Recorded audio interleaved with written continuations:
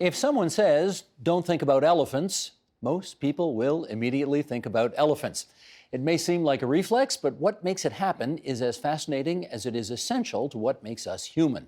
That's the subject of Jim Davies' new book. It's called Imagination, the Science of Your Mind's Greatest Power. He is director of Carleton University's Science of Imagination Laboratory, and he joins us now on that creative capacity. Nice to have you back in that chair. Good to see you. With your funky glasses on. Yeah, still rocking the glasses. Still rocking the glasses. All right, well, let's go right down to basics here. Imagination, what is it? Imagination is when your mind is creating a scenario in your head of some kind. That's like the simplest definition of it. So it's something you kind of experience, but not from the outside world, it's from inside your own head. How can it be a force for good? Well, imagination is really important for planning and for designing things, right? So if you want to design everything from a piece of technology to a new social organization or a law or something like that, humans are one of the only creatures who can imagine it and sort of test drive it in their simulate it in their heads, as opposed to doing it in the real world and failing over and over again. You can decide it's a bad idea before you go out and try it, right? So it's very important for human progress. How can it be a force for bad? Well, imagination is also the fuel of anxiety, okay? And, you have people suggesting mindfulness and trying to stay in the moment to keep people from worrying about the future, to keep from obsessing about the past, good or bad. But you can also be thinking about things you don't want to, right? Post-traumatic stress disorder, they often have flashbacks and they can't stop thinking about the trauma they've experienced. So that's where imagination can harm you. Do we know categorically that humans are the only beings on this planet that have it? No, we can't do that. There are some interesting experiments showing that certain animals have episodic memories, meaning they can imagine things that have happened to them, like jays, a certain kind of bird. But it's very hard to know what's going on in their heads. A lot of people with pets will probably see their dog sleeping and moving and think that the dog is dreaming. Now, is the dog actually having a dream? If they are, they clearly have some kind of imagination. But again, we don't know for sure what's going on. So presumably it allows us to do a lot of things that animals cannot do. That is absolutely true. That is true. Is remembering something a form of imagining something? See, you're getting into very deep philosophical questions here. Because, that's why we invited you. That's why we're here. My definition of imagination is a little bit too broad, but it's hard to make a really good one. The fact is that your memories, the way they're stored, the way you encode them, are very abstract. And when you recall it, you kind of flesh it out with what you know about the world. So if you imagine eating dinner last night and I say, well, what was on the ceiling? You can imagine, you can go back to that scene and look up, but you might not have looked at the ceiling, but you fill it in with what you know. In that way, memory is a little bit like imagination. When you recall an event, you flesh it out with things you know, and then the way you're asked can even influence that imagination and then change the memory itself. Let's do an excerpt from the book here. This is from Imagination, the Science of Your Mind's Greatest Power. Vividly imagining something happening to you can result in your inability to distinguish it from an actual memory. These imaginings can come from stories told by others, leading questions from police or therapists, guided visualization, hypnosis, or even literature, movies, and television. If well-meaning therapists and police officers can implant memories without even meaning to, it calls into question the quality of eyewitness testimony in court. We tend to be more convinced of the truth of a recounted event if it is told with conviction and has lots of details. But Loftus's studies show that both of these things can happen with memories of things that never happened. Okay, you've opened up a whole can of worms here, so let's get into this here. It actually reminds me, I think it was how long? I mean, it's 40 years ago now, when Ronald Reagan was president of the United States, and he would give speeches, for example, in Normandy on D-Day, in ways that only he could. Fantastic speeches about storming the beaches of Normandy in World War II, when he was, of course, making movies back in the United States. And, it never happened, but he somehow convinced himself that it had, and he gave those speeches. Yeah. Somehow he had in his mind, I guess, the false memory of his having been there? Yes. So he's either lying or he's actually genuinely remembering it incorrectly. And you can see lots of examples. Hillary Clinton did it with something too. But the thing is, in the Balkans when she landed in the middle of the So it's not necessarily a malicious thing, but there's no surefire tag in our memory to indicate whether that item is from actual memory or from just it's a memory of you imagining it. And when you think back to, did that actually happen to me, or did I read it, or did it happen to someone else, even if it's far enough in the past, you rely on things like vividness to know whether it's a real memory or not. And in fact, when you try to convince someone, like, no, I saw them, they were sitting right there. They give details because we all understand that that's usually an indication that it really happened. So the problem is when you vividly imagine something, very, very vividly imagine it, it can be confused later on with an actual memory. So I have a false memory of riding my tricycle down the stairs. I actually did ride my tricycle down the stairs, but I imagined it in the wrong house. I imagined it in the house I lived in after I was 5 years old. Most people can't remember anything before age of 3, and the things that they think they remember are probably false memories. So the story got told to my family that I rode my tricycle down the stairs, and I picture it in the earliest house I knew, and it's the wrong house. So it's a partially false memory. And it's a partially false memory because why would you have that detail wrong? Well, I can't remember the house it happened in. So every time I heard the story, I would picture it happening in the wrong house. And now I say, yes, I remember riding my tricycle down the stairs, but I know that it's wrong because I know that I wasn't living in the house at the time, but it feels exactly like a real memory. I have in my head a very strong memory of my mother in tears after John Kennedy was assassinated. Now, I was 3.5 when that happened. Is that memory really in my head, or is it I've heard this story so many times over the years that I think I've filled in all the blanks? It could be either one. Interesting studies with big events like Kennedy and 9/11. Scientists have had people write down, where were you when you heard about 9/11? The day after. And then they asked them a year later the same question, and a lot of their answers changed. A lot of their answers, interestingly, changed to, I saw it on television. So many people heard about it from a friend or whatever, but then they watched it on TV over and over again, and that's what they recall, right? And some of these students, when you show them their first writing, they'll say, no, I know I wrote that is my handwriting, but no, that's not how it happened. So they'll even believe what's in their head over what they wrote the day of. If this is the case, witness testimony in courtrooms, I mean, where do we begin? There's so many things in our society that depend on us retelling events accurately, right. But you've made a pretty convincing case here that it's not necessarily reliable. It's not necessarily reliable, which is why I think it's important for the legal system, particularly, to be educated about how it can be changed, right? So you ask a question, how fast was the car going when it encountered the wall versus how fast was the car going when it smashed into the wall? Studies show that you will report and remember it going faster if you ask with the word smashed. So this is why it's important that interrogators and when you're asking people questions, you try not to lead, because that could change the memory on the fly. If a police officer is interrogating a suspect and is doing so for 3 hours, let's say, is the information that officer gets in the first 10 minutes or the last 10 minutes going to be more accurate?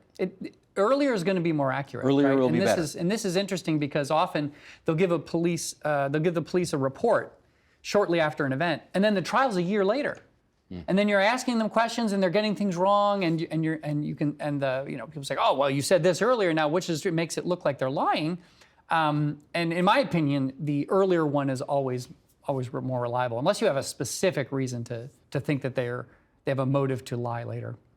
You remember the movie Harvey? Yes, and the play. I think I've seen only the play. Jimmy Stewart with his 6-foot-tall imaginary rabbit friend. Here we go. Let's do some of this. Sheldon, you want to bring this graphic up here? 69% of authors report hearing the voices of their characters. 42% can enter into dialogue with them. 65% of authors say their characters can act on their own accord. Adults speaking to imaginary friends. Right. Should we be concerned about this?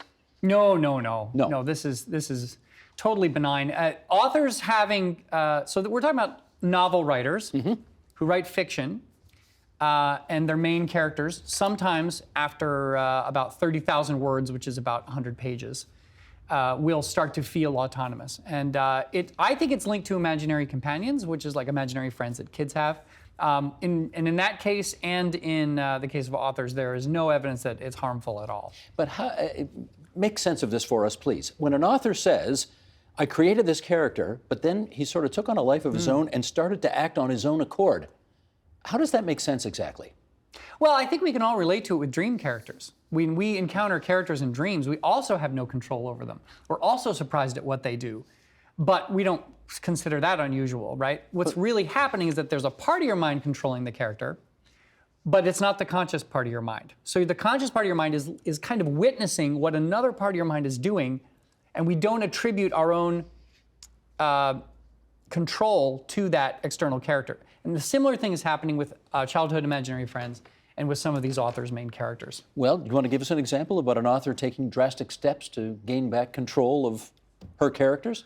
Yeah, so Alice Walker, who wrote The Color Purple, had several of her main characters giving her advice on her life, and she could talk to them about what was going on in the plot, and they would tell her what they would and wouldn't do, and what the things she wanted them to do for a certain plot point might be unrealistic, and so she would, try to talk them into behaving appropriately for the plot. And there's nothing weird about that. That's weird, but it's not it's not harmful. Not harmful. I write fiction too. I wish this would happen to me. I really, I think it's an amazing thing. Many authors who experience it say that if it doesn't happen, their characters are kind of stock and rote, and they're not very interesting, right? So they rely on that to get the really good writing. Well, I guess it takes you to a place where if the character doesn't behave the way you think the character should behave, you can kill the character off and take a great deal of satisfaction in that. I wonder if they can kill the character off without the character objecting to it. Here's something else you write in the book. 65% of children under the age of 7 play or interact with an imaginary friend on a regular basis. Again, what do we think of that? Different cultures have different ideas about whether this is bad or not. In our culture, generally people think it's fine as long as it's not a child over about 8 or 10 years old. But again, the evidence suggests that it is almost always helpful and never harmful to have an imaginary companion in general. So if the kid's wandering around the house talking to somebody who's not really there, as long as he's or she is under 8 years old, it's okay. Well, no, in our culture, as long as it's under 8 years old, it's okay. Actually, many people have them until they're 16 or so. And some adults have them, but they learn very quickly to keep quiet about it because everyone starts looking at them funny. But scientifically, there's no evidence that it's ever bad. You want to tell the example you just got? Right, so I was in makeup. I was in makeup so my head doesn't shine too much on TV. And the makeup person told me that their daughter had a imaginary companion, their brother named Barto, I think it was. And one time they were leaving the subway and the subway doors shut, and the little girl turned and said, "My brother's still in there!" And everyone looked at them funny because they didn't really react in panic. But this is an example of, she was distressed by this. And when I say that imaginary companions aren't harmful, it's not to say that they're never distressing. Sometimes they are, because like these authors losing control of their characters or losing conscious control of them anyway. Many times these children, their imaginary companions they feel autonomous, and they will do things that children don't like. They'll get into fights with them. They'll make other plans and can't go with them to a birthday party, or stay on the subway train when they're not supposed to, and then the child can get distressed by it. Very interesting. Part of your day job is trying to give machines imagination. How does that work? Well, we're trying to make software that is a simulation of the human mind, right? So like a climate scientist might make a climate model in software, or a physicist might make galaxies colliding and see how it matches up with reality. We do that with the human mind, and particularly with imagination. So we write software where you ask it, type in a word, but you ask it to imagine a scene with like a mouse in it or something. And then it fleshes out a scene, and we try to make it so that it works the same way that a person's mind does, and that produces the same kind of images that a person's mind does. How much success are you having at that? It's really hard, and we've got some choosing objects is sort of okay, and placing them is kind of okay. But really, this is one of those things where we're not going to solve this until we solve everything, because you can imagine anything. You can imagine dialogue, which means you have to tackle language. You can imagine an avalanche, which means you have to have some sort of a understanding of physics, really, sort of a naive physics. So my career is not going away anytime soon. I've got a lot to do. You still got to teach. No Man's Sky. What is No Man's Sky? No Man's Sky is a video game, and it's reviews are mixed on how fun it is, but no one disagrees that it has an enormously powerful imagination engine in it. Now, they don't really call it that. In computer science, it's called procedural generation, but basically it means that the software is designing, not a person. It's a space game. It's like a space opera flying around to different planets game.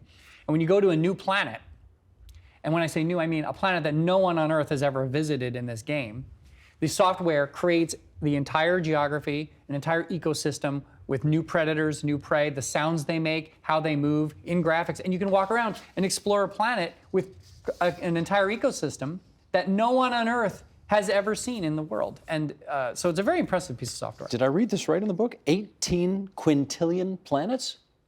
Is that possible? Well, they don't actually exist, right? They're sort of placeholders, and as soon as a player anywhere in the world travels to one of these places, the computer churns up a world, and then it stays. Then if somebody else comes, they can see what the previous player did, and then the world is sort of created. Huh. You want to see some of this? Yeah, let's watch it. Rock and roll. Beautiful. Go ahead, Sheldon. Let's see it.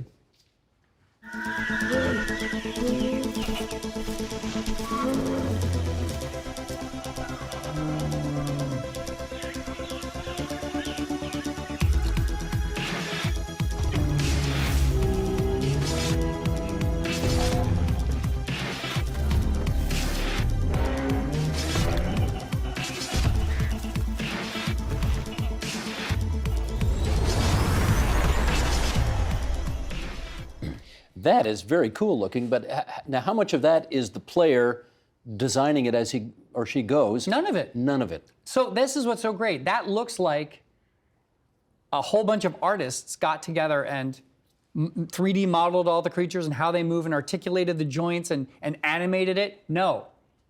Computer artificial intelligence created all the monsters, animated them, all the plants, the color schemes, the landscape. It's no human designed it. Humans designed the designer. What do we gain when we give machines imagination? Well, it's cheap. I mean that, and I don't mean that. It sounds flippant, but really, we can't keep up with the demand for content. Like World of Warcraft. It's not as popular as it used to be, but when at its peak, Blizzard this is the company that made it, would spend 2 years creating an expansion, and some people would solve it in 3 days. And it would, at costs of millions and millions of dollars, right? We only get one Pixar movie a year, right? What if you had one every single night, made for you and what you were thinking about, right? Like you got an AI that he's very interested in these kind of things and makes a movie that's crafted just for you, right? So we have an enormous thirst for content and not enough person power to generate it, right? So even if it's not like No Man's Sky is like top grade kind of stuff, but even in simpler applications for entertainment, like the Lord of the Rings movies, a lot of the fighting of the orcs and whatever that is, you fly over the big battles. Those weren't hand done by artists. That was the battles were computer generated. So we're getting augmented creativity using artificial intelligence now, and with things with No Man's Sky, it's completely automated, right? So it makes it so we have more content in the world. Is it the case that our imagination can certainly visualize what we want it to visualize, but smells and tastes are harder to imagine? Is that the case? It is the case for most people. So what you're talking about is something called imagery. So imagination is just thinking of any kind of scenario, but you don't actually have to picture it, right? So if you imagine being married or being poor or something like that, you don't have to make a visual image of it. You can, but sometimes you'll ask them, imagine if you were married, and they say, now picture it, and then they have to work a little bit to create a picture, right? That's imagery. So imagery is when you have a sensory experience, right? It's like you picture in your head or you hear a song in your head, and some people can't do that, right? Now most people can't do it with smell and taste very easily. Most people cannot. They cannot. So I know what cinnamon smells like, but when I imagine the smell of cinnamon, it's not anything like actually smelling cinnamon. Not there, right. But if I try to imagine a apple right in front of me, that image is a little bit like seeing a real apple. So people vary a lot in this kind of thing. So some people have no imagery, and some people have varying amounts of it, and some people it's only in dreams. So. Let me ask you just finally a question that seems appropriate given the times in which we are living. When a society is in the midst of a pandemic, is it a blessing or a curse to have a very active and strong imagination? That's topical. Let's see. I think that disease is can be a terrible source of anxiety. Particularly obsessive compulsive disorder can focus on diseases and make people much more anxious. At the same time, your imagination is kind of necessary for being able to plan and change your life in certain ways. So people might they might wear gloves. Like I was at a restaurant once where they wore gloves. Right? And you think, oh, that's for hygiene, right? And then the woman pulled her hair behind her ear with the gloves on, So when you imagine, you can use your imagination to be a little bit more thorough about okay, for example, keeping your, hands clean and away from your face. So it's well, okay, what do I really touch during the day? And let's be mindful of that. And you can imagine, you can help yourself in that way. But a lot of the imagination is going to be generating anxiety, which is unfortunate. Well, Jim, before this interview started, I imagined it would go well, and I hope it did. Oh, I enjoyed it. That's all that matters to me. Jim Davies is a professor at the Institute of Cognitive Science at Carleton University, and his newest is called Imagination, the Science of Your Mind's Greatest Power. Thanks for coming into TVO. My pleasure.